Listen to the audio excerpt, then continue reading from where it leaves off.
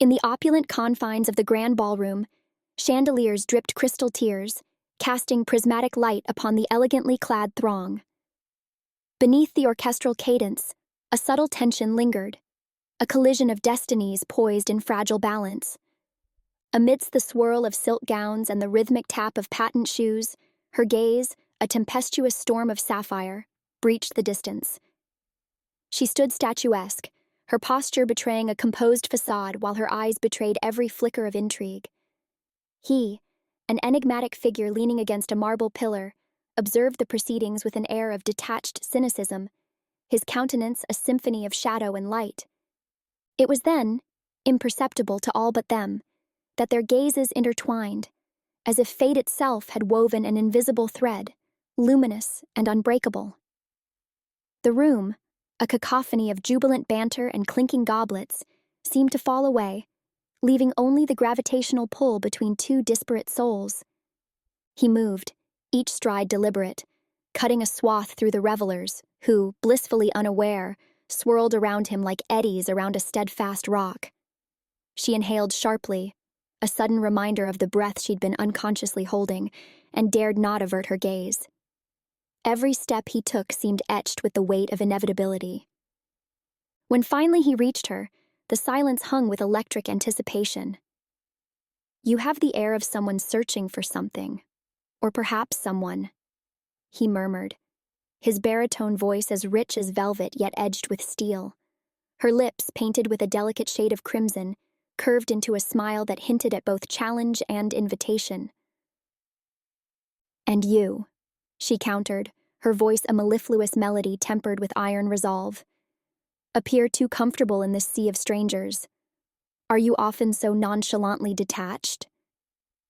His eyes, dark as midnight, sparkled with intrigue.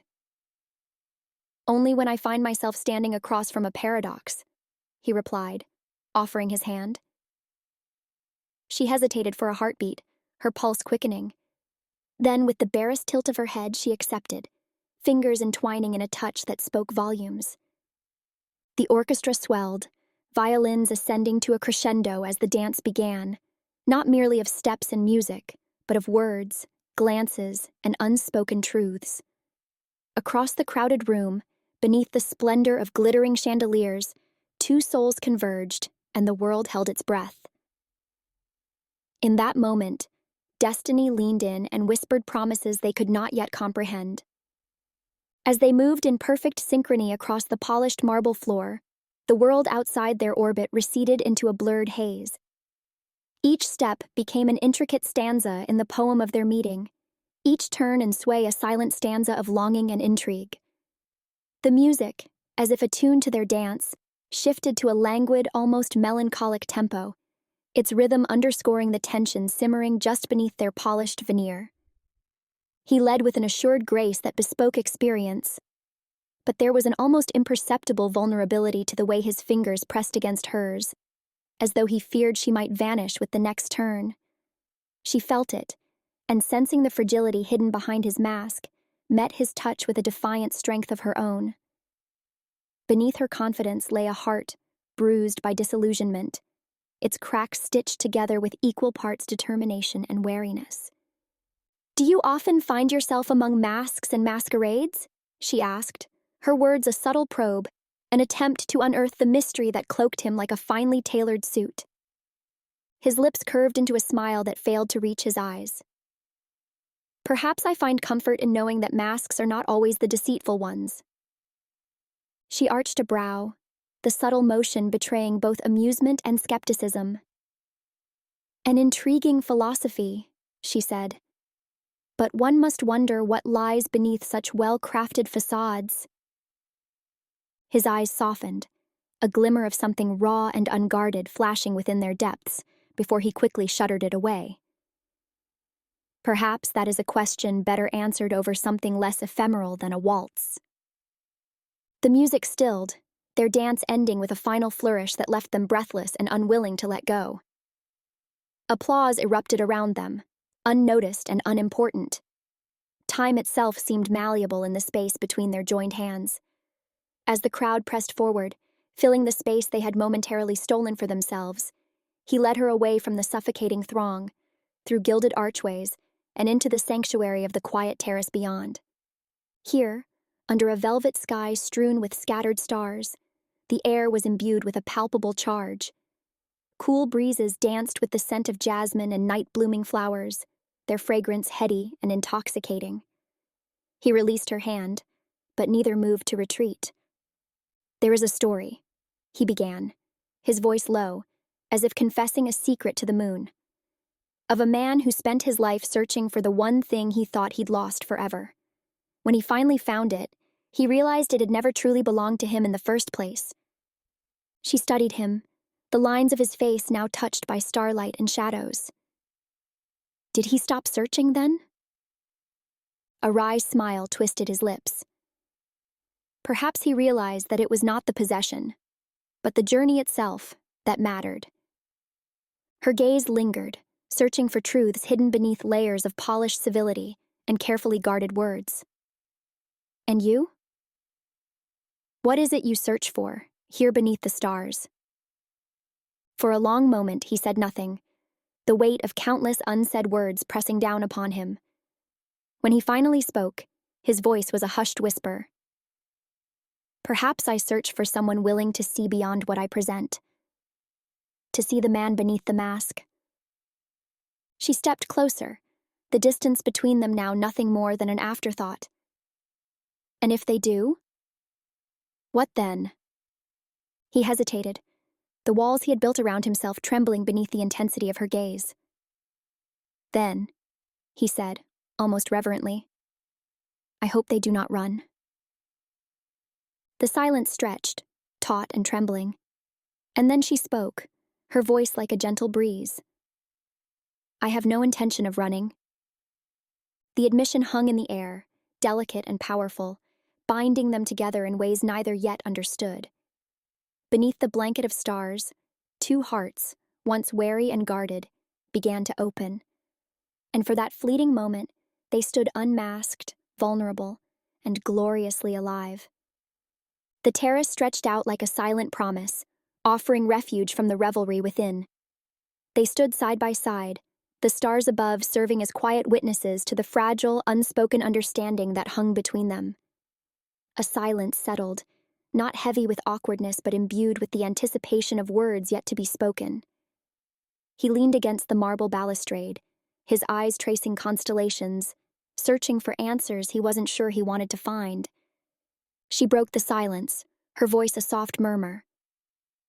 "Do you often linger in places like these, or is tonight an exception?" His lips twitched, a faint shadow of amusement. "Tonight feels different."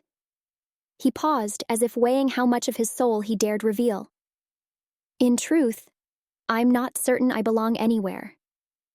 The admission surprised him as much as it did her. Vulnerability rarely came unbidden, and yet here it was, raw and aching. She tilted her head, studying him with a mixture of curiosity and compassion. "Belonging is a luxury not many can afford," she said, her words laced with a quiet sadness. "But perhaps it isn't about where we belong, but with whom." His breath caught, and for a moment, he found himself stripped of all artifice. "With whom?" he echoed, his voice barely audible. The phrase lingered like a specter, each syllable cutting deeper than he cared to admit. They stood like that for a time, two figures draped in moonlight, each battling their own demons. Finally, he turned to face her fully. "Why did you come tonight?" he asked, a hint of urgency creeping into his tone. "To escape," she admitted, her eyes meeting his with an honesty that felt like a confession. "To find something real amidst all this pretense, and perhaps to remind myself that I'm still alive." "Do you feel alive now?" The question was both a challenge and an invitation, his gaze unflinching as he awaited her response. Slowly, she nodded. "Yes, in a way I haven't felt in a long time." The space between them dissolved with a single step forward. He lifted a hand, hesitating only a fraction of a second before brushing a strand of hair from her cheek.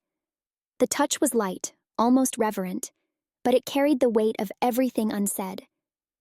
She closed her eyes, savoring the moment, the simplicity of connection in a world so often consumed by artifice. "I don't even know your name," he whispered, a touch of incredulity coloring his tone. She opened her eyes, a small smile playing on her lips. "Perhaps names are the least important thing about us tonight." He considered this, his thumb brushing against her jawline.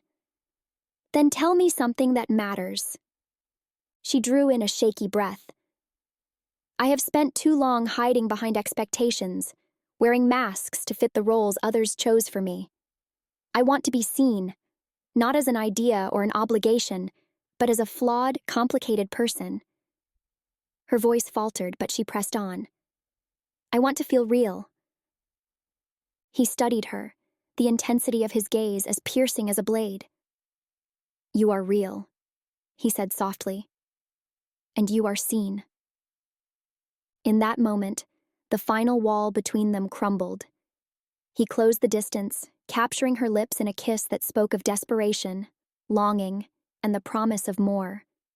It was not the chaste touch of strangers testing boundaries, but the melding of two souls that had wandered too long in the dark and found a flicker of light in one another. When they broke apart, their breaths mingled, ragged and unsteady. "What happens now?" she asked, her voice trembling. His expression was both tender and resolute. "We take it one step at a time. No masks, no pretense. Just us." She nodded, hope sparking in her chest. One step at a time. Hand in hand, they turned back toward the ballroom, ready to re-enter the world, but determined to hold on to the fragile, precious bond they had discovered. They were two imperfect souls navigating a sea of uncertainties, but for the first time in a long while, they felt like they had a chance to find home, not in a place, but in each other.